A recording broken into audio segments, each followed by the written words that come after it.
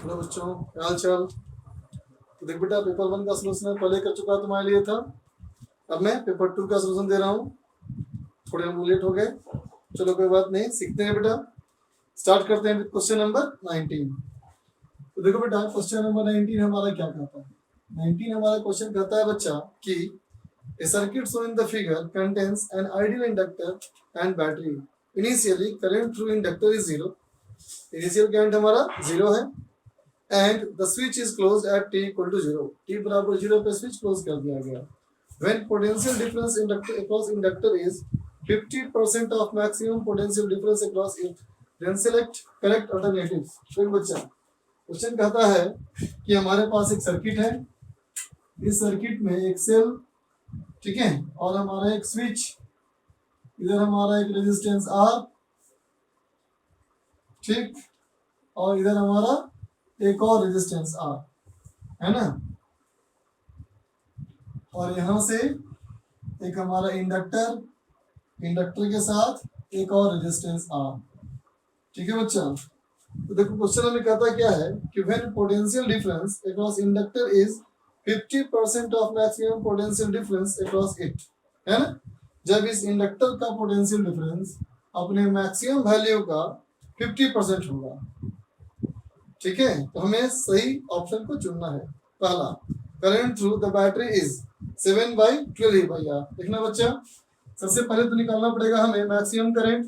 तो देखो बेटा, जब हमारा ये स्विच हमने क्लोज कर दिया है ना, तो देखो बच्चा, जो हमारा करंट इस सर्किट में है ना, अगर इसकी स्टेडी स्टेट की बात करो, एट स्टेडी स्टेट है ना, तो स्टेडी स्टेट पे क्या कहोगे कि इंडक्टर हमारा बन जाएगा क्या, आइडियल कंडक्टर, है ना। तो इसे मान लिया मैंने, स्टेडी स्टेट में करंट हमारा आया I0। देखो बेटा, अगर इसमें करंट हमारा I0 आया है तो ये और ये सर्किट हमारा पैरेलल है, इसका मतलब इसका भी करंट हमारा I0 ही होना चाहिए। तो ये I0 हो गया, ये I0 हो गया, तो ये हमारा करंट क्या होना चाहिए, 2I0 ना। ठीक है, अब इस लूप में घूम जाओ, क्या कहोगे, इधर से आएंगे तो ये होगा -2I0R, यहाँ होगा हमारा -I0R, इसमें जाएंगे प्लस जाए इक्वल टू 0। ठीक है, इसका मतलब क्या हो गया, हमारा स्टेडी स्टेट करंट हो गया हमारा Zi/2R, सॉरी Zi/3R। ठीक है, तो देखो इसमें अगर हमारा करंट हो गया I0 Zi/3R, है ना, तो इस वाले इंडक्टर का टाइम फंक्शन में करंट क्या कहोगे, कहोगे I through inductor as a function of time, है ना।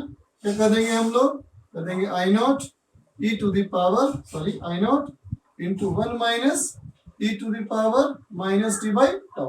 ठीक है, स्टेडी स्टेट कितना करंट हमारा है बच्चा, ये हमारा है Zi/3R 1 minus e to the power minus t/τ। तो क्या हमारा इक्विवेलेंट टाइम कांस्टेंट। देखो बच्चा, इक्विवेलेंट टाइम कांस्टेंट कैसे निकालते हैं, याद है ना, क्या कहा था मैंने, इंडक्टर के इन दोनों पॉइंट के क्रॉस पूरे सर्किट का इक्विवेलेंट रेजिस्टेंस निकाल लो। तो देखो बेटा, इसके क्रॉस देखोगे अगर, तो ये दोनों हो गया हमारा पैरेलल में, है ना, तो R/2 हो गया, उसके साथ ये हो गया हमारा सीरीज में, तो R/2 प्लस R, तो हो गया L/3R/2, है ना। तो I0 इंटू t/τ करोगे बेटा, तो I0 माइनस ये क्या हो जाएगा 3RT डिवाइड बाई 2L, है ना। ये हमारा आ गया बच्चा इंडक्टर का करंट। ठीक है, तो अब देखो, अब कहा गया हमको कि करंट जो हमारा होना चाहिए वो क्या होना चाहिए, मैक्सिमम करंट का हाफ होना चाहिए, है ना। इसका मतलब I0 IL जो होना चाहिए, ये होना चाहिए I0/2, that is equal to I0 1 minus e to the power -3RT/2L। ठीक है, इसको सॉल्व करो, है, तो क्या आएगा तुम्हारा, T इज इक्वल टू τ/2 आएगा। τ/2 क्या बच्चा, ये हमारा है ना, इसका मतलब 2L/3R इंटू कितना, इंटू L/2। ठीक है, अब हमें क्या कहा गया था, इस टाइम पे हमें क्या निकालना है, पहला ऑप्शन देखो, फर्स्ट ऑप्शन निकालना है बेटा करंट थ्रू बैटरी, की बैटरी से करंट कितना होगा, है ना। तो देखो बेटा, अभी इस टाइम पे हम ए ऑप्शन अगर चेक करना चाहें, है ना, ए ऑप्शन चेक करना चाहें तो देखो बेटा अभी तुम इस ऑप्शन में इस वाले में करंट निकाल चुके हो, कितना हमारा है करंट, टाइम फंक्शन में करंट है ना, हमसे पूछा गया है किसमें, इसमें पूछा गया है ना। तो ऐसा करते हैं इस पूरे लूप में घूम जाते हैं बड़े वाले लूप में, है ना। तो बड़े वाले लूप में कहोगे कि मान लिया मैंने इस वाले में जो करंट हमारा है ये तुमने क्या मान रखा है अभी, टाइम फंक्शन में करंट आई एल, ठीक है।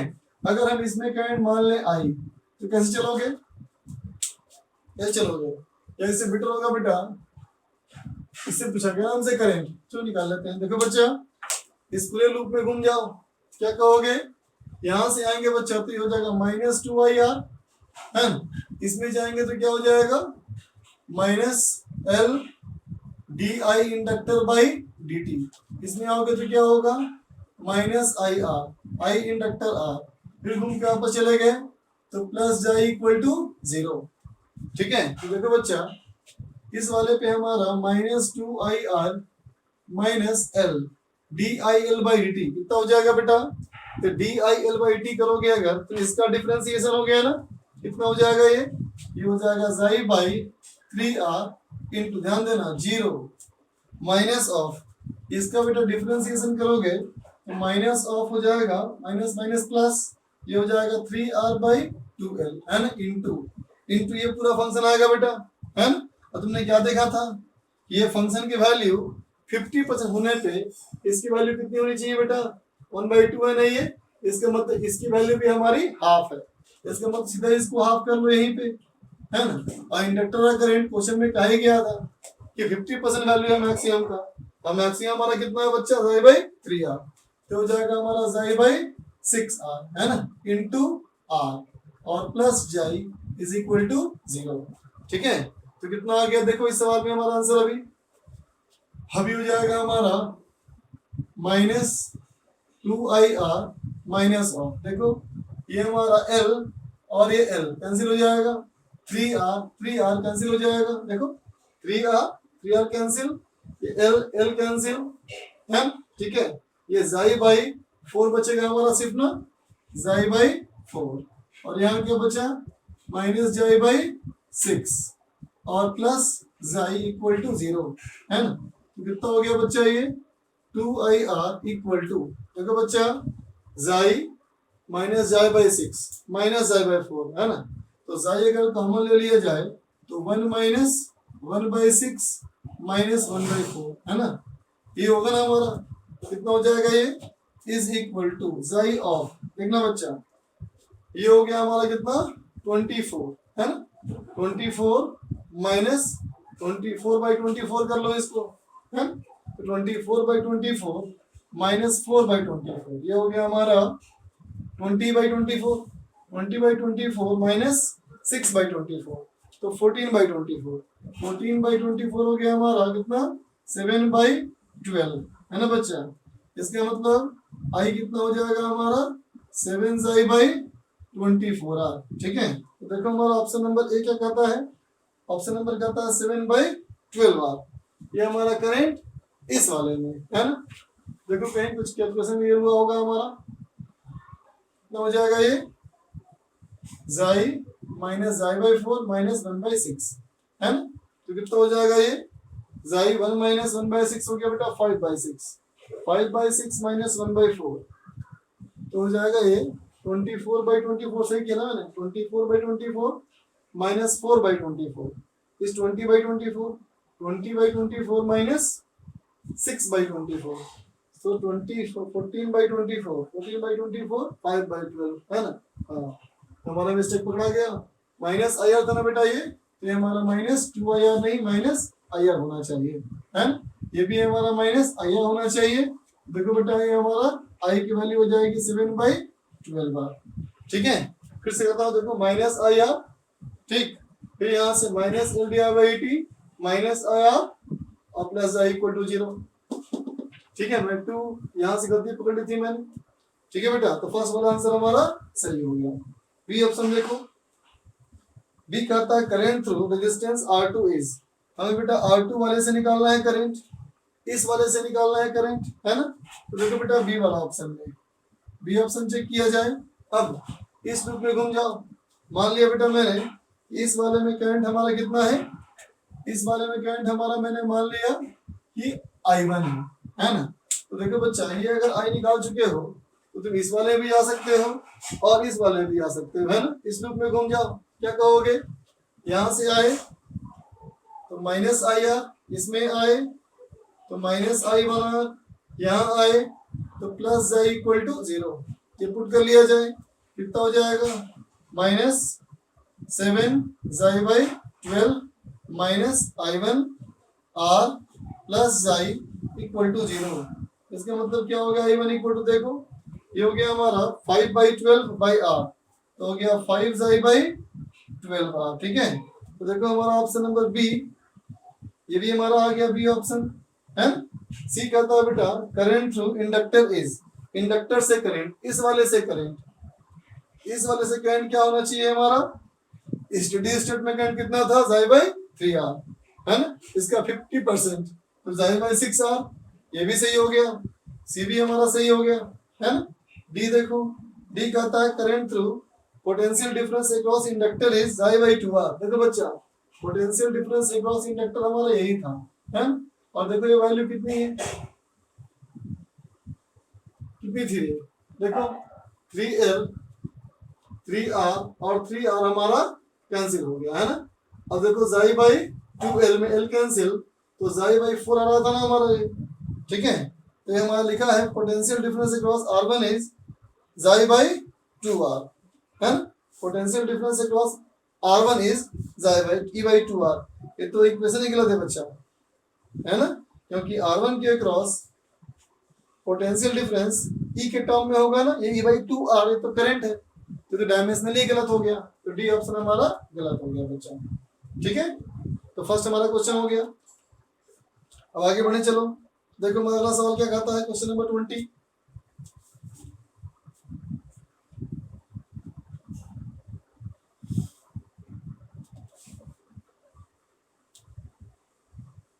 देखो बच्चा, क्वेश्चन नंबर 20 हमारा क्या कहता है, क्वेश्चन नंबर 20 कहता है कि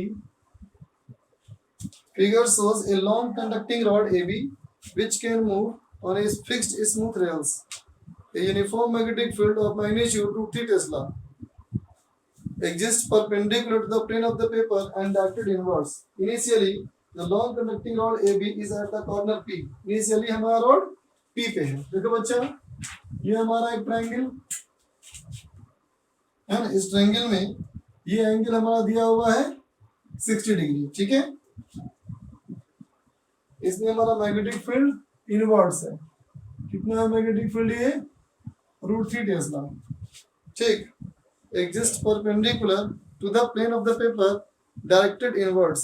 initially the long conducting rod AB at the corner P x equal to 0 of the long conducting rails at rest. The rod is moved towards right side with a constant acceleration of √3 metre पर second square. ये हमारा rod है, यहाँ से start किया था ये, है ना, और इसका हमारा कांस्टेंट एक्सेलरेशन है √3 मीटर पर सेकंड स्क्वायर। ठीक है, then select the correct options and options. ठीक है, first option, ratio of EMF induced at t equal to 1 second and t equal to 10 second is 1/1000। देखो बच्चा, हमें इंड्यूस EMF का रेशियो निकालना है ना।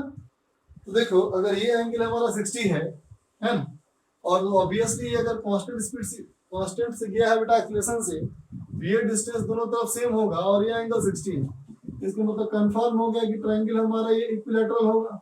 बोलो, होगा ना। तो देखो बेटा, अगर इस डिस्टेंस की बात की जाए, s की बात की जाए, तो s इक्वल टू क्या कर दोगे, हाफ AT², है ना। तो देखो s अगर हमारा हो गया हाफ AT², तो ये एंगल हमारा 30, तो ये क्या हो जाएगा, s tan 30। इसका मतलब L कितना हो जाएगा, L इक्वल टू हो जाएगा 2s tan 30, है ना, that is equal to AT² by √3। ठीक है, देखो हाफ AT² था ना, तो कैंसिल हो गया। ठीक है, A की वैल्यू भी √3 है, ये भी √3 है, तो कितना हो गया, ओनली T²। तो इंड्यूस EMF क्या बोलोगे, बोलोगे BVL। B हमारा कितना है, √3, B हमारा है √3, वेलोसिटी क्या हो जाएगी v equal to u plus a t, so √3 into t into लंबाई, लंबाई हमारी होगी टी स्क्वायर, इसका मतलब कितना हो गया 3t³ है ना। तो देखो बेटा पहला ऑप्शन था हमारा कि 1 सेकेंड और 10 सेकेंड पे इंड्यूस ईएमएफ का रेशियो है ना, 1 सेकेंड और 10 सेकेंड पे इंड्यूस ईएमएफ का रेशियो। तो पहले ऑप्शन के लिए E at 1 second by E at 10 second 3 cancel हो जाएगा बेटा, कहेंगे 1/10 का होल क्यूब, इसका मतलब हमारा ऑप्शन नंबर ए सही हो गया। ठीक है, ऑप्शन नंबर बी देखा जाए, अब बी हमारा क्या, देखो बी हमारा क्या देखा जाए है ना। देखो बेटा बी ऑप्शन चेक करें, बी ऑप्शन कहता है magnetic flux through the loop is proportional to square of time. देखो बेटा मैग्नेटिक फ्लक्स क्या होगा, magnetic field into area, magnetic field हमारा कितना हो गया √3, ठीक है। अब इसका अगर एरिया हम लोग कहें तो कैसे होगा, हाफ इंटू बेस, ये मान लो s है ना, इंटू एल, क्या हो जाएगा ये, और √3 into half into S, S कितना है बच्चा, एस था हमारा half 80 square, so half into ये हो जाएगा हमारा 80 स्क्वायर, ठीक है, इंटू एल, एल भी देखो हमारा कितना है 80 ओनली टी स्क्वायर है ना। तो देखो ये t⁴ क्या होगा प्रोपोर्शनल ना, इसका मतलब हमारा बी ऑप्शन गलत है, ठीक है। अब आते हैं ऑप्शन नंबर सी में, magnetic flux through the loop is fourth power of time, तो आ ही चुका हम लोग का, तो सी ऑप्शन सही हो गया। डी कहता है at t equal to 2 second induce EMF is 24 volt, देख लो 2 सेकेंड पुट करो आ जाएगा 24 ना, तो डी वाला ऑप्शन भी हमारा सही हो गया, ठीक है। अब आते हैं क्वेश्चन नंबर 3 पे, 21।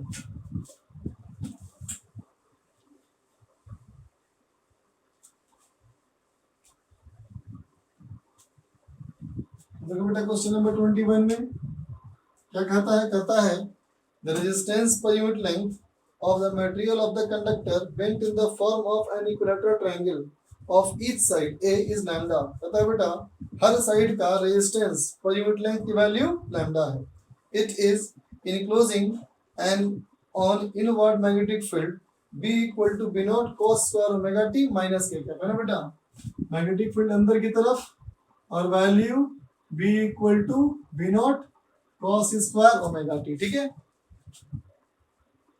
ट्रायंगल हमारा इक्विलैटरल है, साइड लेंथ a है ना, ट्रायंगल हमारा बेटा इक्विलैटरल है और साइड लेंथ इसकी a, हर जगह मैग्नेटिक फील्ड इनवर्ड्स, ठीक।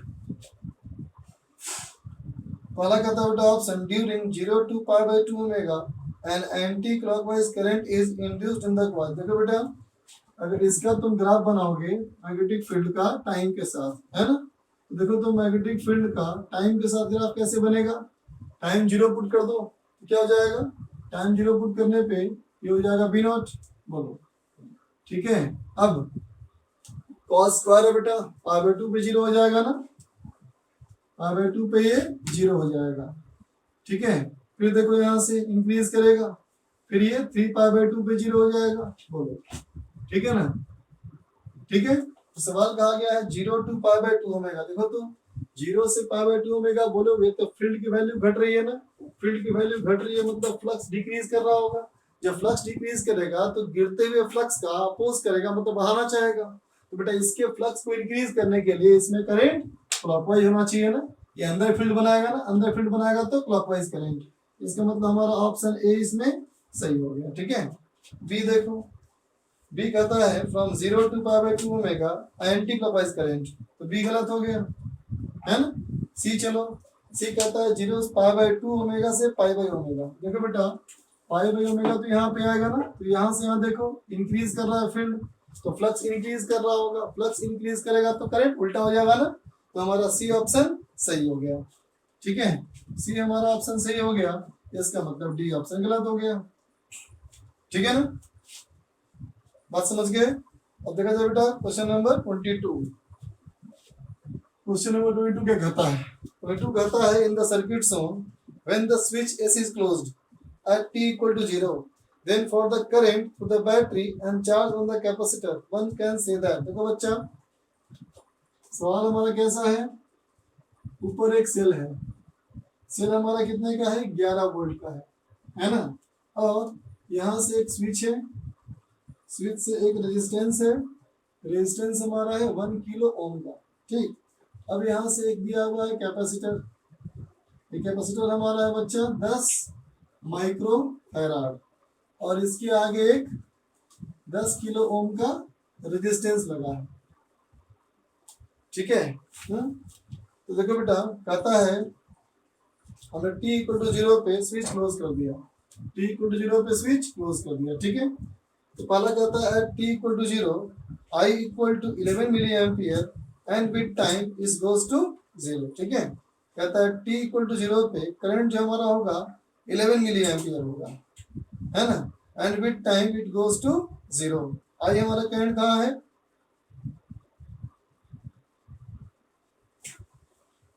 which is closed at t equal to 0, then for current through battery and charge on capacitor, है, चार्जर से आएगा ना Q, ये हाई पोटेंशियल है तो ये हो जाएगा प्लस, ये हो जाएगा माइनस, चार्ज Q मान लो और यहाँ से करंट I मान लो, है ना। तो कहता है बेटा करंट हमारा फाइनली 0 हो जाएगा, गलत है ना बेटा, कैपेसिटर के फुल चार्ज होने के बाद भी करंट इससे आता रहेगा ना, तो हमारा ऑप्शन नंबर ए गलत हो गया, है ना। चलो बी देखें, बी कहता है at t equal to infinity I equal to 1 milliampere and the charge on the capacitor is 10 power minus 4 coulomb। देखते हैं बेटा, जब t infinity हो गया इसका मतलब हो गया हमारा स्टेडी स्टेट, है ना, t equal to infinity का मतलब हो गया स्टेडी स्टेट, है ना। तो देख बेटा, स्टेडी स्टेट करोगे तो जो करंट आई होगा वो सिर्फ बाहर सर्किट में जाएगा ना, कैपेसिटर वाले ब्रांच में करंट नहीं जाएगा, ये फुल चार्ज हो चुका है। तो देखो बेटा, इधर से करंट आएगा तो इस पूरे पाथ में कितना मिला रेजिस्टेंस, 10 किलो ओम ये मिला, 1 किलो मोल ये मिला, इसका मतलब जाई बाई आर इक्विवेलेंट, ये हो गया 11 बाई 11 किलो ओम, ये वोल्ट है बेटा, तो आ गया ना 1 मिली एम्पियर।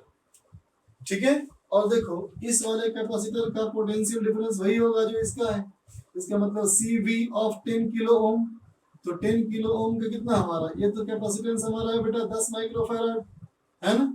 अब 10 किलो ओम में 1 मिली एम्पियर मल्टीप्लाई करो तो हो जाएगा 10 वोल्ट, है ना।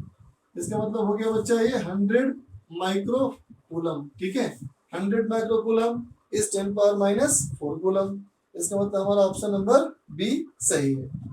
ठीक है, सी देखते हैं, सी कहता है हमारा कि t बराबर 0 पे करंट 11 मिली एम्पियर है and with time it goes to 1 milliampere. ठीक है, तो फाइनल करंट तो हमारा 1 मिली एम्पियर। ठीक है बच्चा, अब टाइम 0 पे करंट आता है 11 मिली एम्पियर, देख लेते हैं बेटा। तो t बराबर 0 पे क्या जानते हो, कैपेसिटर कैसे बिहेव करता है, आइडियल कंडक्टर के जैसा। तो अगर ये आइडियल कंडक्टर बन गया इसका मतलब इस वाले में शॉर्ट सर्किट हो गया ना, जो करंट होगा पूरा यहाँ चला जाएगा ना बेटा, इसमें करंट बिल्कुल नहीं जाएगा, इसका मतलब इस समय का R इक्विवेलेंट बेटा 1 किलो ओम ही रहेगा ना, है कि नहीं। तो इस सर्किट में I कितना कर दोगे, 11 वोल्ट बाई 1 किलो ओम, है ना, तो equal to 11 milliampere. Starting में करंट रहा, धीरे धीरे घटते घटते फाइनली 1 मिली एम्पियर, तो सी वाला ऑप्शन भी सही हो गया। अब डी देखो, डी कहता है t इक्वल टू इन्फिनिटी पे हमारा करंट 11 मिली एम्पियर है और कैपेसिटर पे चार्ज 10 पावर माइनस 4, तो तुम चेक कर चुके हो कि बी सही है, और अगर बी सही है तो डी हमारा गलत है, तो आंसर हो गया हमारा बी एंड सी। ठीक, अब आया जाए क्वेश्चन नंबर 23 पे।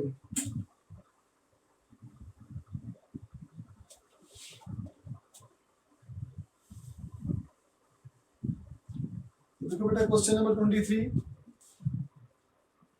नंबर क्वेश्चन क्या कहता है, कहता है the capacitor of a parallel plate capacitor is C naught. Capacitance जो हमारा है वो C नॉट है और plate has air between them, बीच में एयर भरा हुआ है। The region is now filled with a dielectric slab of dielectric constant K। The capacitor is connected to a cell of EMF E and the slab is taken out. Capacitor को cell से जोड़ दिया और slab को बाहर निकाल दिया। देखो बच्चा, पहले लिया जाए कैपेसिटर, इसका कैपेसिटेंस C नॉट। ठीक है, अब कहता है region is now filled with dielectric slab और डाइलेक्ट्रिक कांस्टेंट K। अब इसमें भर दो डाइलेक्ट्रिक, तो अब तुम भरोगे बेटा डाइलेक्ट्रिक तो हो जाएगा C नॉट इंटू K, है। और कहता है अब इसको जोड़ दो एक सेल से और स्लैब को बाहर निकालो, देखो बेटा अब इसको जोड़ दिया जाए एक सेल से, है, और स्लैब को, इस स्लैब को खींच करके बाहर निकालो, ठीक है। तो पहला कहता है charge E C not K minus one flows through cell, देखते हैं बच्चा ये ऑप्शन में। तो बोलो बेटा इसमें हमारा चार्ज कितना हो जाएगा, तो क्यू इनिशियल कितना, तो कहेंगे सी नॉट के इंटू जाई, है, और जब स्लैब तुम बाहर निकाल लोगे, स्लैब बाहर निकाल लोगे तो कितना हो जाएगा, सी नॉट इंटू जाई, बोलो, ठीक है। वापस कैपेसिटेंस हो जाएगा सी नॉट, तो क्या बन जाएगा हमारा डेल्टा क्यू कितना हो गया, तो कहेंगे Q F minus Q I, इसका मतलब सी नॉट जाई 1 माइनस के, है ना, इतना हमारा चार्ज फ्लो करेगा बेटा, इतना चार्ज हमारा सर्किट में फ्लो करेगा। अब देखो इनिशियल ज्यादा है ना, फाइनल कम है ना, इसका मतलब यहाँ से चार्ज निकलेगा और ऐसे पास करेगा। अब इसको प्लस कहो या माइनस कहो, उल्टा कर लोगे तो मैग्नीट्यूड के माइनस वन, बिकॉज के इज मोर देन वन, तो ए हम लोग बेटा सही मानेंगे। 1 माइनस के और के माइनस वन से टेंशन नहीं लेंगे, तो 1 माइनस के इस साइड है, सॉरी, तो मैं तुमने कहा है Q F minus Q I, इसका मतलब क्या, इतनी वैल्यू इधर जा रही है ना, या के माइनस वन इधर जा रही है, और देखिए है ना, इधर कहोगे जा नेगेटिव चार्ज, इधर आया पॉजिटिव चार्ज, एक ही बात है ना। बी देखो एनर्जी इतना is absorb by the cell, cell इतना अब्सॉर्ब कर लिया, सेल जितना अब्सॉर्ब किया बेटा, है ना, ठीक, वो क्या होगा, work done by cell, work done by cell क्या होता है, डेल क्यू इनटू जाई, कितना हो जाएगा ये हो जाएगा सी नॉट जाई स्क्वायर 1 माइनस के, नेगेटिव आया, इसका मतलब एनर्जी अब्सॉर्ब किया, है ना बेटा, के की वैल्यू 1 से बड़ी, इसका मतलब बी वाला ऑप्शन भी हमारा सही है।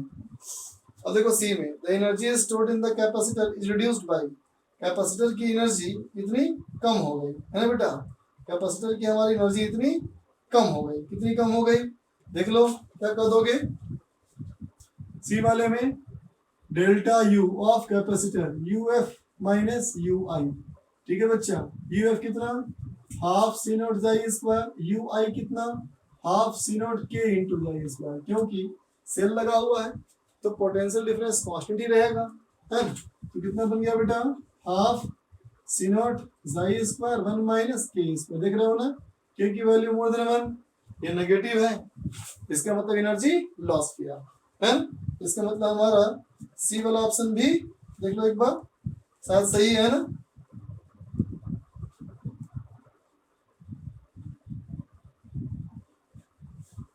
नहीं बेटा हाफ नहीं है ना, इसमें हाफ नहीं है ऑप्शन में ना, तो हमारा सी गलत है। डी देखो, डी में हमारा क्या कहता है, एक्सटर्नल एजेंट हैज टू इतना वर्क, एक्सटर्नल एजेंट जो खींच के बाहर निकालेगा वो कितना वर्क करेगा, तो क्या कहोगे, W external plus W cell equal to del U plus H, है ना बेटा, तो डब्ल्यू एक्सटर्नल कितना हो गया हमारा, वही निकालना है मुझे, डब्ल्यू सेल कितना हो गया, सी नॉट जाई square 1 minus K equal delta U हो गया हाफ सी नॉट जाई स्क्वायर 1 माइनस, और के इस वैल्यू बच्चा क्या होगा इसमें नहीं, और प्लस एच जीरो, ठीक, तो कितना हो जाएगा, डब्ल्यू एक्सटर्नल इक्वल टू, इसके यहाँ से माइनस करो तो हो जाएगा माइनस हाफ सी नॉट जाई स्क्वायर 1 माइनस के, ठीक है, तो के माइनस 1 हो जाएगा ये, ठीक है ना, तो हमारा ऑप्शन नंबर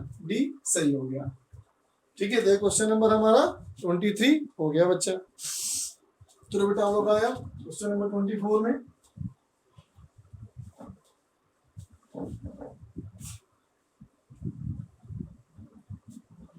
देखो बेटा क्वेश्चन नंबर 24 में क्या है, क्वेश्चन नंबर 24 में है कि in the circuit shown resistance R equal to 100 ohm, resistance हमारा आर जो है बच्चा वो है 100 ओम, है ना, ठीक, इसमें इंडक्टेंस हमारा है 2 बाई पाई हेनरी, ठीक है, कैपेसिटेंस हमारा है 8 बाई पाई माइक्रोफैराड, ठीक, are connected in series with an AC source 200 volt, AC source हमारा है V इक्वल टू 200 वोल्ट, है ना, एंड फ्रीक्वेंसी हमारी इसकी f है, reading of hot wire voltmeters are V1 and V2, the same बेटा, V1 V2 का दोनों रीडिंग हमारा बराबर आ रहा है, इसका मतलब एक्सएल इक्वल टू एक्सी है, रेजोनेंस में है ना ये, ठीक है। सबसे पहला देखो फ्रीक्वेंसी पूछा गया है, तो देखो बेटा दोनों का वोल्टेज सेम है, इसका मतलब ये रेजोनेंस में है।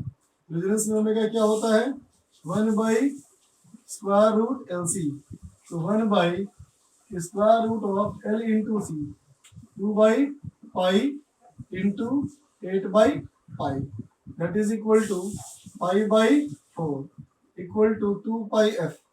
एफ कितना हो जाएगा, pi pi cancel, 1 by 8 hertz, ठीक है। सॉरी बच्चा माइक्रोफैराड था, तो 10 पावर माइनस 6 हो जाएगा ना, तो ऊपर आएगा तो 10 पावर 3 हो जाएगा, है ना, तो हो जाएगा 10 power 3, that is equal to 125 hertz. Option number A हमारा सही हो गया, तो बी गलत हो गया, तो बी हमारा गलत हो गया। सी देखो, सी हमारा क्या है, करंट थ्रू आर, आर में करंट चाहिए, देखते हैं बच्चा, तो इम्पिडेंस क्या हो जाएगा square root of R square plus XL minus XC का स्क्वायर, और अभी आपने कहा कि ये जीरो है ना, इसका मतलब ये आर हो जाएगा, क्योंकि एक्सएल एक्सी बराबर होता है रेजोनेंस में, तो करंट हमारा कितना हो जाएगा वी बाई जेड, दोनों आरएमएस है बच्चा, है ना, तो आरएमएस हमारा कितना था ये 200 बाई रेजिस्टेंस की वैल्यू हमारी थी 100, इसका मतलब हो जाएगा ये 2 एम्पियर, तो हमारा सी ऑप्शन सही हो गया, है ना। और डी कहता है कि V1 और V2 का वैल्यू 1000 वोल्ट है, देख लेते हैं, देखते हैं बेटा एक्सएल की वैल्यू कितनी होगी, एक्सएल ओमेगा एल, ओमेगा कितना था हमारा, ओमेगा तो बेटा पाई बाई 4 10 पावर 3, और ये था बेटा 2 बाई पाई, इसका मतलब ये कितना आ गया, ये आ गया 500 ओम, इसका मतलब वोल्टेज अक्रॉस इंडक्टर कितना हो गया आई इंटू एक्सएल, आरएमएस पुट करना है इसको, तो ये हो गया 1000 वोल्ट, इसका मतलब हमारा डी वाला ऑप्शन भी सही हो गया, ठीक है। अब चलो आया जाए क्वेश्चन नंबर 25 पे, देखो भाई 25 में कहता है choose the correct option regarding AC circuit in the figure, symbols have their usual meaning, क्या क्या देखो इसमें एक रेजिस्टेंस है और एक कैपेसिटर है, इसमें एक्सएल इक्वल टू दिया है, एक्सी इक्वल टू दिया है √3R, ठीक है। नीचे एक रेजिस्टेंस है, ये रेजिस्टेंस है 2R, इसमें एक इंडक्टर भी है ना, और इसमें एक कैपेसिटर भी है, ठीक है। कैपेसिटर में हमारा एक्सी इक्वल टू R है और एक्सएल इक्वल टू भी R, ठीक है। अब कहता है इक्विवेलेंट इंपेडेंस ऑफ सर्किट, पूरे सर्किट का इक्विवेलेंट इंपेडेंस है ना बेटा, तो देखो तो ऊपर वाले को मैंने सिखाया था ना, इसको मानना होता है कॉम्प्लेक्स नंबर, तो ये कॉम्प्लेक्स नंबर मान लिया Z1, कितना हो जाएगा Z1, तो कहोगे R माइनस √3R J, और नीचे वाला क्या हो जाएगा, ये मान लिया हमने Z2, है ना, तो कितना हो जाएगा Z2, ये हो जाएगा 2R plus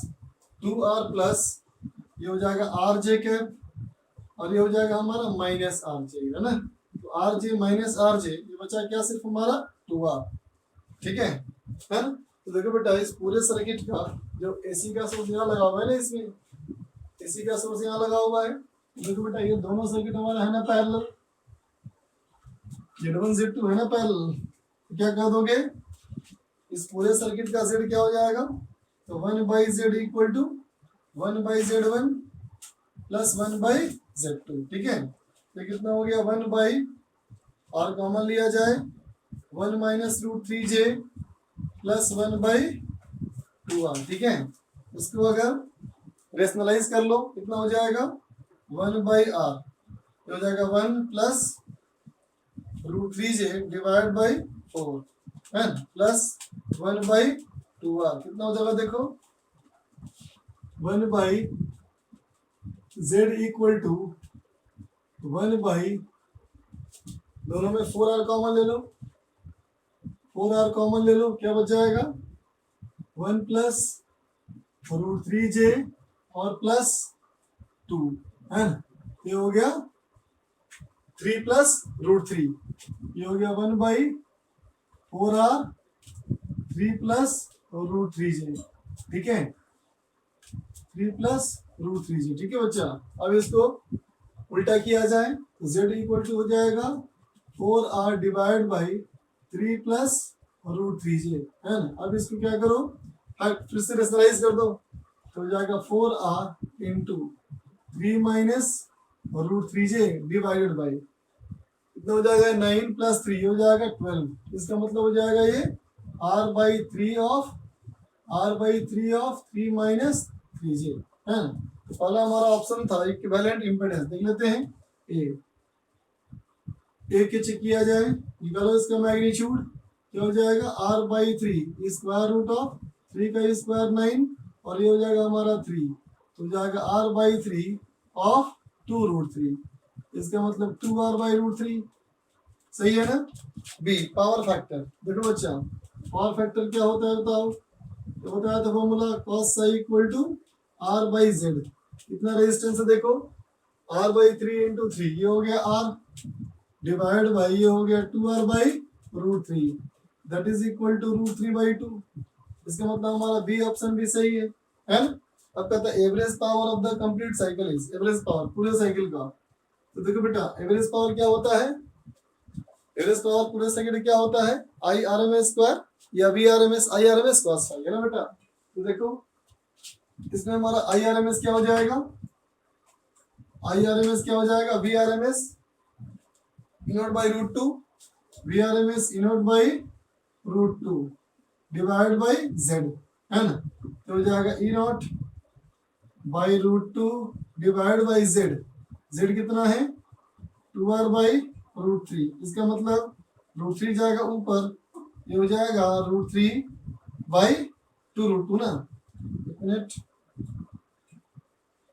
root 3 by 2 root 2 invert by r, ठीक है। तो क्या हो जाएगा power average equal to I R M S V R M S cos psi, ठीक है बच्चा।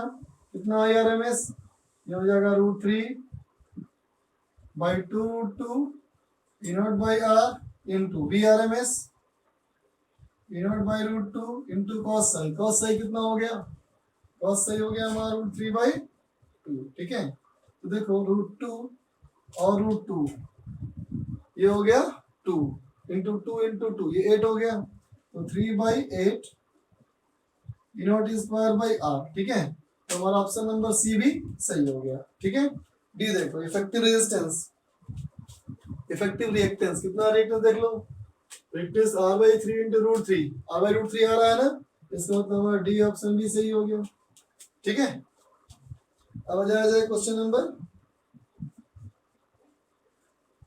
26 में, ठीक है। देखो क्वेश्चन नंबर 26 क्या कहता है, लिखा जाए क्वेश्चन नंबर 26 कहता है बेटा heavy particle hanging vertically from A point by a light inextensible string of length L, it is started so as to make a complete revolution in vertical spin. Then देखो बच्चा एक heavy particle को circular path में move कराया जा रहा है, vertical circular path में, ठीक है ना।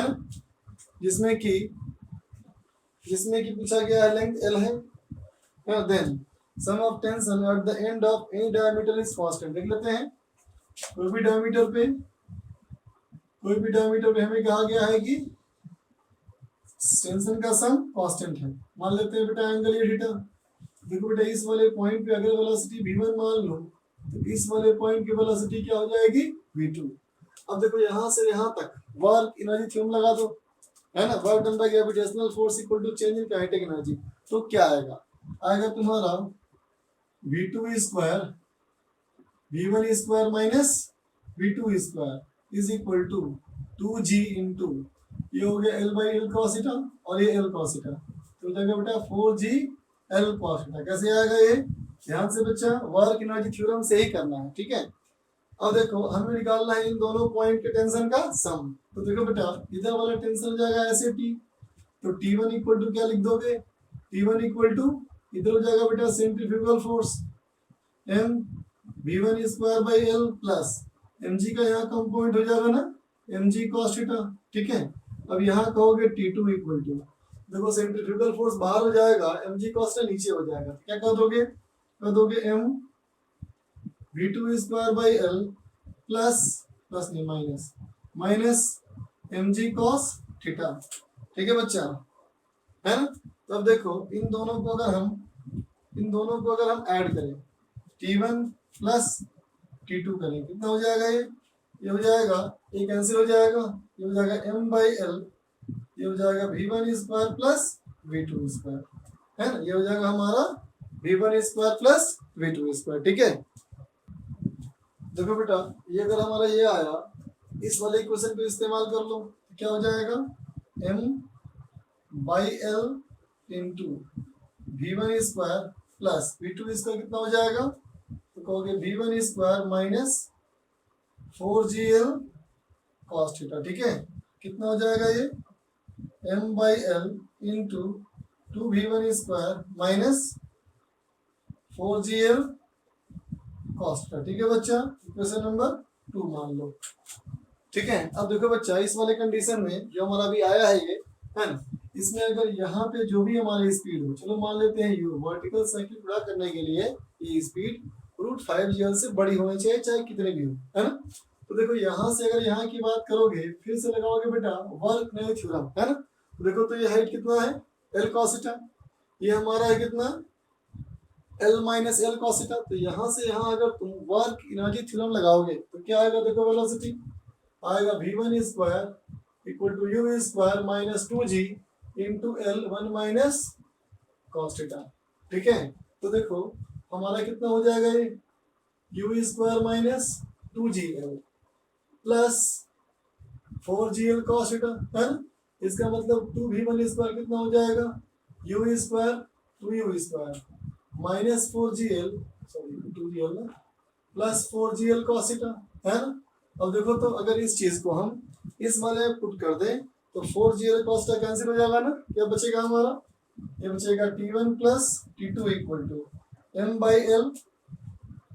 m/l of 2u square minus 4gl। ठीक है, इसका मतलब हमारा ऑप्शन नंबर ए सही है, ऑप्शन नंबर ए हमारा बिल्कुल सही है। बी देखो, sum of tension and the independent of angle theta with vertical, सही है।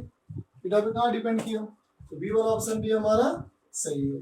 सी देखो, सी कहता है tension does no work, tension कोई वर्क नहीं किया, सही बात, टेंशन कोई वर्क नहीं करता सिस्टम पे ना, तो सी भी सही है। डी कहता है t1 प्लस t2, देखो जो निकाला हम लोगों ने वही दिया है डी में आंसर, तो चलो इसका ऑप्शन हमारा सही हो गया। ठीक है, अब आते हैं नेक्स्ट क्वेश्चन पे, क्वेश्चन नंबर 27।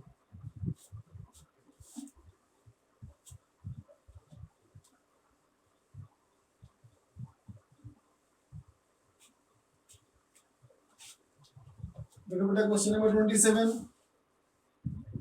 कहता है कि a particle of mass m is projected with a velocity v making an angle 45 degree with the horizontal। एक पार्टिकल को हॉरिजॉन्टल से 45 डिग्री के एंगल पे u स्पीड से मान लो फेंक दिया। The magnitude of angular momentum of the particle about the point of projection when the particle is at maximum height h is। जब पार्टिकल मैक्सिमम हाइट पे पहुंच जाएगा तो हमें निकालना है एंगुलर मोमेंटम का मैग्नीट्यूड। ठीक है, किस पॉइंट पे, जिस पॉइंट से हमने इसको फेंका था यहाँ से। ठीक है, तो देखो बेटा हमें निकालना है एंगुलर मोमेंटम का मैग्नीट्यूड जब वो हाईएस्ट पॉइंट पे आ जाएगा। तो देखो बेटा इस वाले पॉइंट पे अगर आओगे तो एच कितना हो जाएगा, U square sine square by G, इसका मतलब यू स्क्वायर बाई 2g। ठीक है, और यहाँ एंगुलर मोमेंटम देखो बेटा यहाँ ऐसे हो जाएगी वेलोसिटी u cos थीटा, यहाँ हो जाएगी वेलोसिटी u cos थीटा। तो एंगुलर मोमेंटम क्या लिखते हो, m into V into R perpendicular, v कितना हो जाएगा u बाई √2 और r परपेंडिकुलर हो गया u बाई 2g, है ना, हो जाएगा ना ये m v into h velocity के परपेंडिकुलर, कितना हो जाएगा ये m u cube by 2√2g। ठीक है, M we Q by 2√2g, है ना बच्चा, देख लो एक बार ठीक से। अच्छा सॉरी ये फॉर्मूला गलत है ना, 2 यहाँ आएगा ना बेटा, 4 हो जाएगा ना, ये तो हो जाएगा 4√2g, इसका मतलब ऑप्शन नंबर हमारा बी आ गया। ठीक है, अब तुम इस u का वैल्यू यहाँ से पुट कर लो, u के वैल्यू यहाँ से पुट कर लो, है ना, तो तुम्हारा ऑप्शन नंबर डी भी आ जाएगा। ठीक है। अब देखो क्वेश्चन नंबर 28।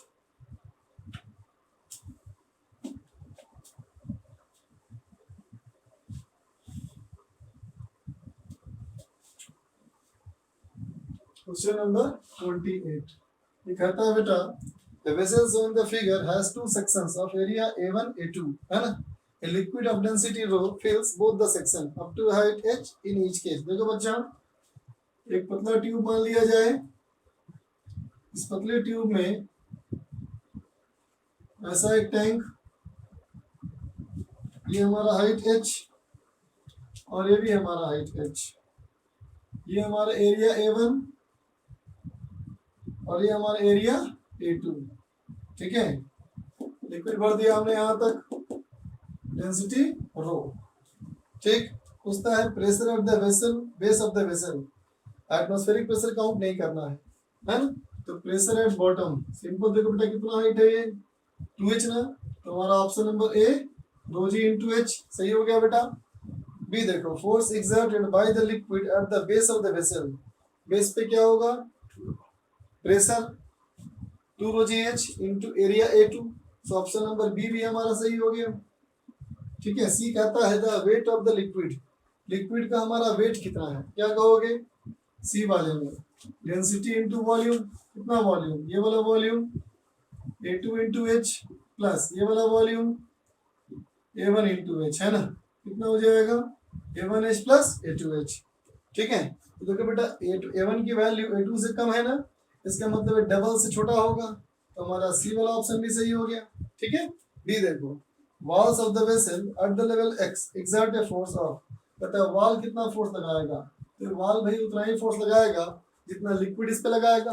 यहाँ कितना प्रेशर है रो जी एच, यहाँ कितना लगेगा फोर्स रो जी एच इंटू एरिया, कितना एरिया है ये, तो ये एरिया A1 है, ये पूरा एरिया A2 है, तो सिर्फ ये एरिया कितना हो गया A2 माइनस A1।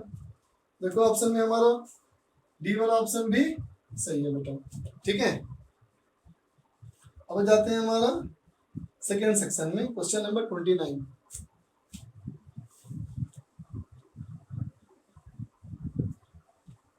देखो बच्चा क्वेश्चन नंबर 29 क्या कहता है, क्वेश्चन नंबर 29 कहता है कि rubber cord of natural length 20 centimetre, एक रबर कॉर्ड लिया जाए, रबर कॉर्ड का नेचुरल लेंथ है बच्चा 20 सेंटीमीटर। ठीक है, और इसका area of cross section, area of cross section है 2 मिलीमीटर का स्क्वायर। ठीक है, is used in a catapult, is stretched to 9 centimetre. इसको लंबाई को बढ़ा दिया हमने बेटा, और लंबाई कितना कर दिया 9 सेंटीमीटर। ठीक है, स्ट्रेच टू 9 सेंटीमीटर मतलब एक्सटेंशन हो गया हमारा 9 सेंटीमीटर का, है ना। And then released to project a stone of mass 100 ग्राम, और 100 ग्राम का हमने एक स्टोन यूज किया। ठीक है, to hit a monkey on a tree taking Young's modulus y, Young's modulus y equal to 4 into 10 to the power 8 newton पर metre square. ठीक है, और velocity of projection given is x, then find the value of x। ठीक है, तो देखो बेटा given condition में जो हमारा फोर्स लगेगा है ना, वो कितना लगेगा फोर्स, दोनों पता है ना फॉर्मूला, पूरी एनर्जी जो होगी बेटा इलास्टिसिटी की है ना, वो कन्वर्ट होगी किसमें काइनेटिक एनर्जी में, हाफ mv स्क्वायर में। ठीक है, इसका मतलब half mv square is equal to elasticity में एनर्जी क्या लिखते हो, half into stress into strain into volume, है ना बेटा। तो हाफ स्ट्रेस कितना होता है, स्ट्रेस कितना फोर्स बाय एरिया। ठीक है, और स्ट्रेन कितना हो जाएगा, तो क्या कहोगे delta x by L, change in length by L into volume, area into length, area तो हमारा कैंसिल हो गया। ठीक है, तो कितना हो जाएगा हमारा हाफ इंटू कितना हो जाएगा ये फोर्स F, ये भी कैसे F इंटू एक्स बचाएगा खाली बेटा है ना, half into F into x ये बचेगा हमारा, तो जाएगा half of cancel, so F into x बराबर mv square, so v equal to square root F x by m, इसका मतलब स्क्वायर रूट फोर्स हो गया तुम्हारा कितना फोर्स कितना हो जाएगा, तो क्या कहोगे, फोर्स कितना खींचे थे हम लोग, क्या कहोगे बेटा, एफ इक्वल टू कितना होता है, A Y by L into X. तो क्या हो जाएगा बेटा, A Y by L into X divide by M. X बाहर निकल गया, square root A Y by M L, है ना। सारी वैल्यूज तुम्हें दी हुई है, पुट करो, आ जाएगा आंसर बेटा। अब आ जाए क्वेश्चन नंबर 30 में।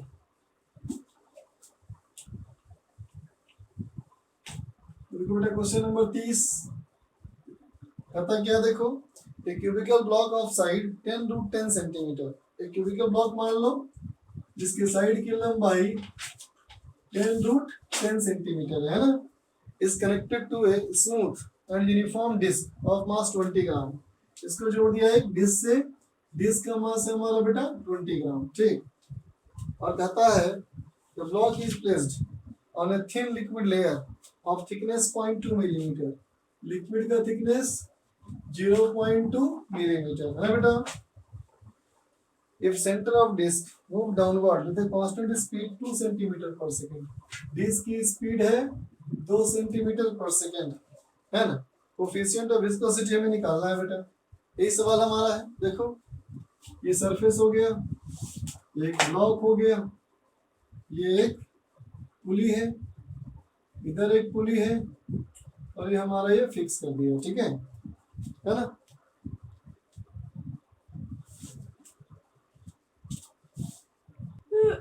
तो देखो बच्चों, अगर हमारा इसका स्पीड इस क्वेश्चन में दिया है 2 सेंटीमीटर पर सेकेंड, है ना बेटा, तो देखो यहाँ स्ट्रिंग टी है ना, ठीक है।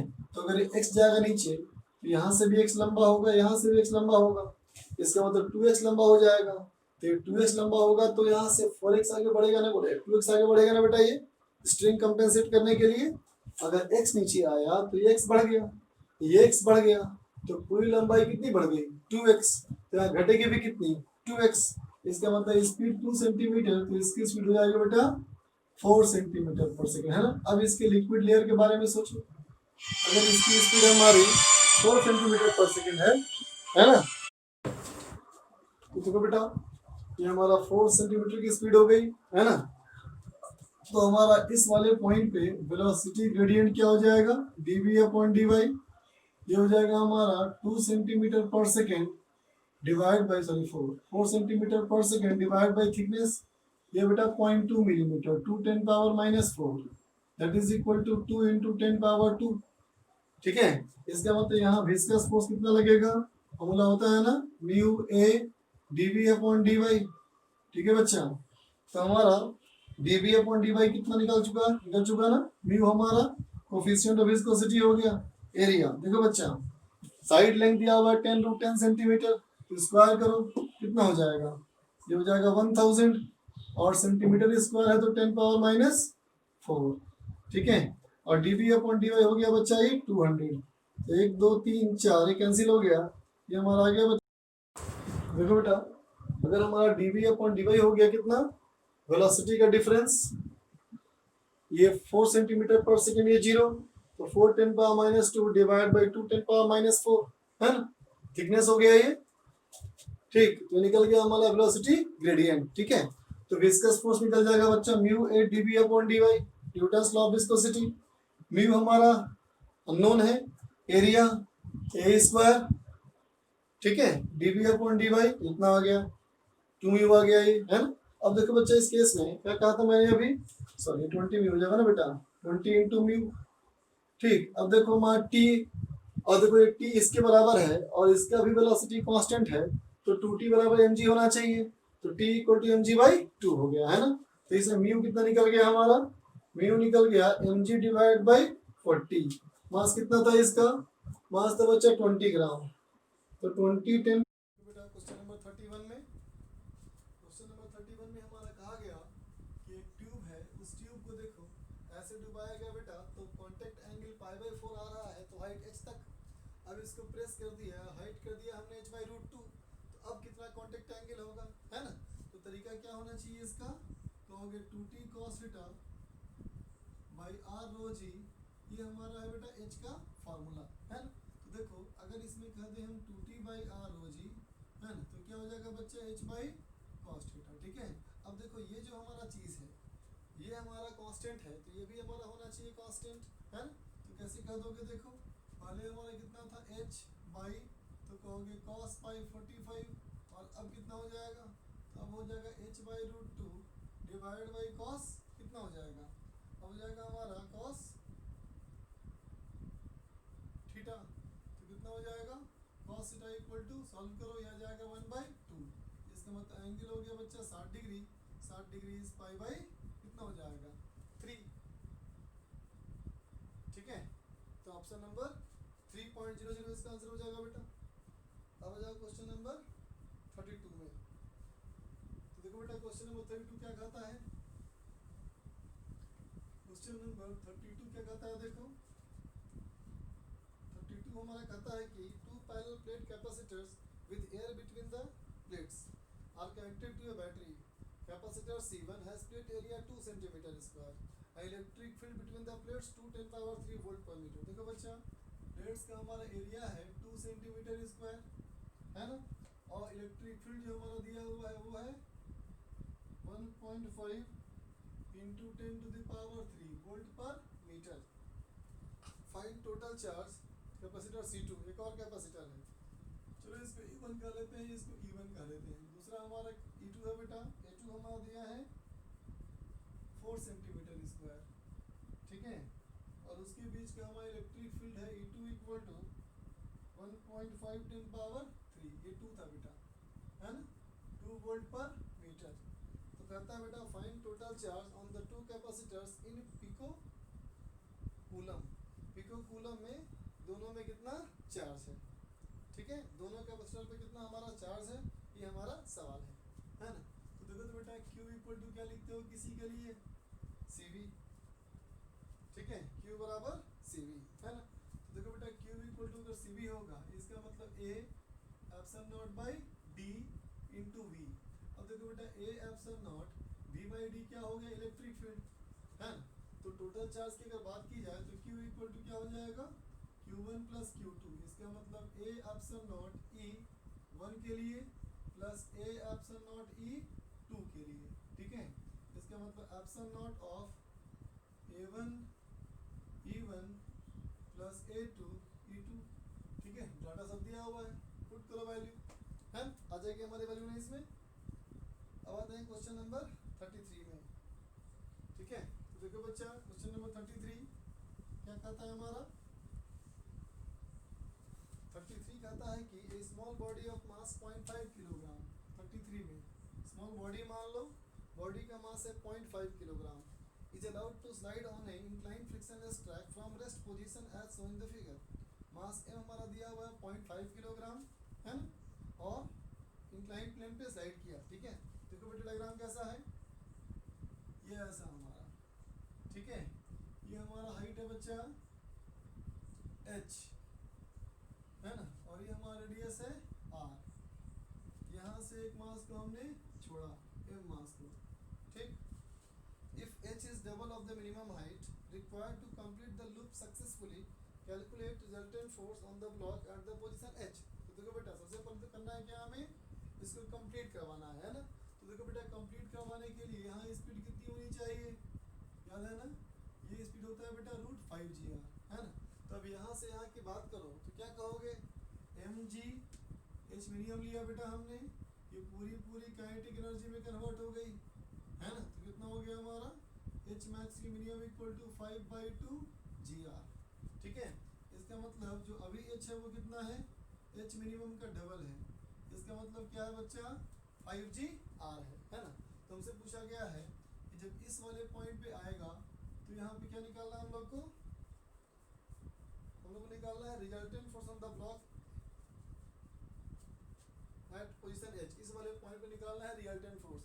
देखो बेटा अगर h है तो यहाँ पे अगर आएगा तो स्पीड v मान लो, तो यहाँ से लेके यहाँ तक क्या बोलोगे, ग्रेविटेशनल फोर्स का वर्क h-2r ना बेटा, h-2r ना बोलो, sorry h-2r equal to half m v square, है ना बेटा। अब पुट करो तो कितना हो जाएगा, m कैंसिल, इसका मतलब वी स्क्वायर इक्वल टू हो गया बच्चा 6 GR, ठीक है। 5 माइनस 2 3, 3 इंटू 2 6 GR, है ना। इसका मतलब इस वाले पॉइंट पे जो रिजल्टेंट फोर्स होगा क्या होगा बेटा, मास इंटू सेंट्रीपिटल एक्सेलरेशन, इसका मतलब m into v square by r is equal to 6 mg। 6 mg कितना हो जाएगा, 6 इंटू 0.5 मतलब 30 न्यूटन, ठीक है ना। अब आ जाओ क्वेश्चन नंबर 34 में।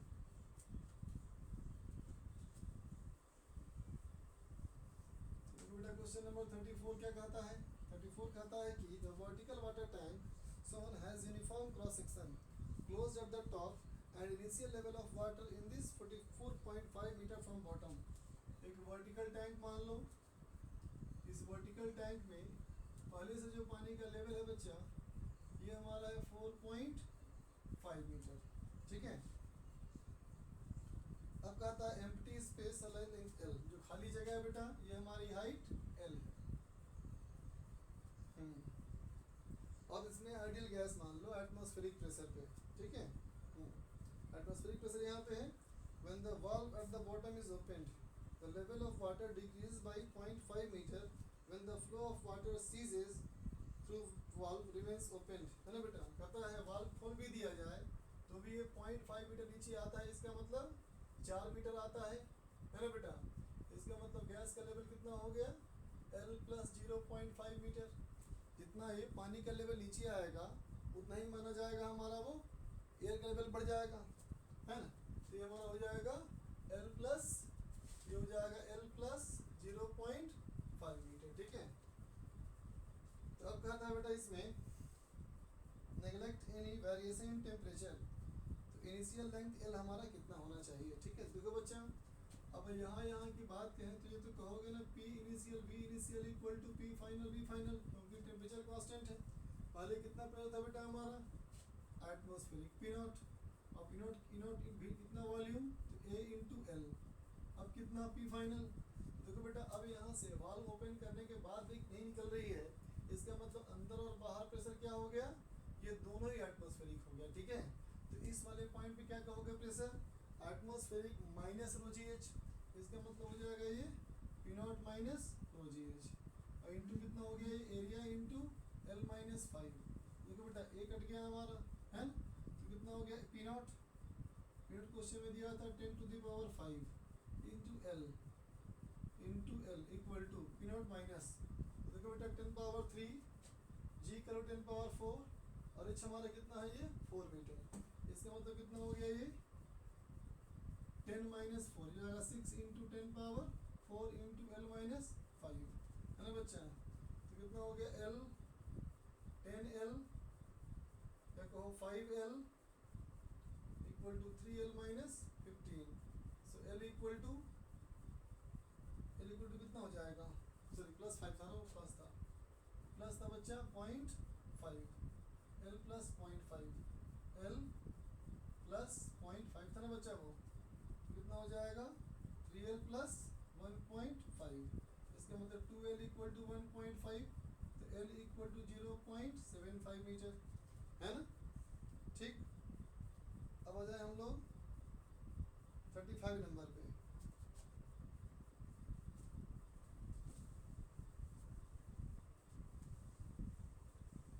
देखो बच्चा 35 नंबर क्वेश्चन नंबर 35 कहता है क्या, each point mass 2 kg is connected at the end of each uniform rod of length 1 meter and mass 1 kg। Her rod का मास 1 kg और लेंथ 1 मीटर, है ना, और एंड पे लगा हुआ है 2 kg का मास। सभी XY प्लेन में है, सबका निकालना है मोमेंट ऑफ इनर्शिया, ठीक है। देखो बच्चा ये पॉइंट मास, ये रॉड, ये पॉइंट मास, फिर ये रॉड और ये पॉइंट मास, है ना। हमें किसके अबाउट निकालना है, अबाउट Z एक्सिस। तो Z तो ऐसे हो गया बेटा एक्सिस, तो ऐसे घूमेगा ये, है ना। इसका मतलब सबका मोमेंट ऑफ इनर्शिया सेम होगा बेटा। तो अगर ऐसे घूमेगा इसके अबाउट ऐसे, है ना, तो I कितना हो जाएगा देखो। तो अगर रॉड के लिए हो जाएगा ml²/3 और पॉइंट मास के लिए हो जाएगा बेटा ml²। इसको मल्टीप्लाई कर दो 3 से, मास लेंथ सब दिया हुआ है ना, निकल जाएगा हमारा ठीक है, अब आ जाए क्वेश्चन नंबर 36 पे।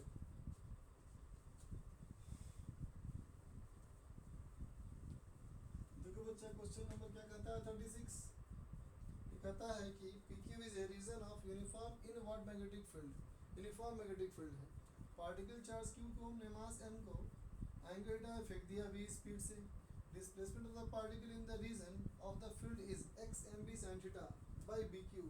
Then write the value of x। देखो बच्चा ऐसा एक रीजन, ऊपर सिर्फ मैग्नेटिक फील्ड है ना, एक चार्ज पार्टिकल को हमने ऐसे फेंका v स्पीड से, तो देखो u आके u निकल जाएगा ना हमारा, ऐसे वेलोसिटी ऐसे फील्ड तो ऐसे फोर्स लगेगा, इसका मतलब इसका सेंटर यहाँ कहीं है, और अगर सर्कुलर पाथ का सेंटर यहाँ है तो बेटा आर्क बनेगा ना ऐसा। ठीक, हमें सवाल पूछता है बेटा कि कितना डिस्प्लेसमेंट होगा, है ना। तो देखो बेटा अगर ये r है, ये एंगल थीटा है ना, तो 90 माइनस थीटा, ये भी एंगल हो जाएगा थीटा, है ना। अब यहाँ से परपेंडिकुलर ड्रॉप कर दो तो ये एंगल हो गया थीटा, ठीक है।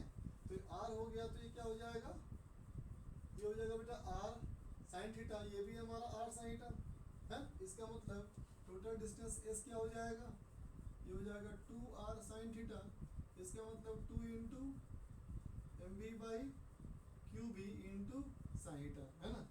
ठीक है, इसका मतलब x की जगह पे कितना हो गया 2। ठीक है बच्चों, तो अपने सोल्यूशन को देखो, क्वेश्चंस को देखो, आंसर्स को मैच करो। ठीक है बेटा, अपनी गलतियां पहचानो और नेक्स्ट टेस्ट से इम्प्रूव करो। ठीक है बच्चा।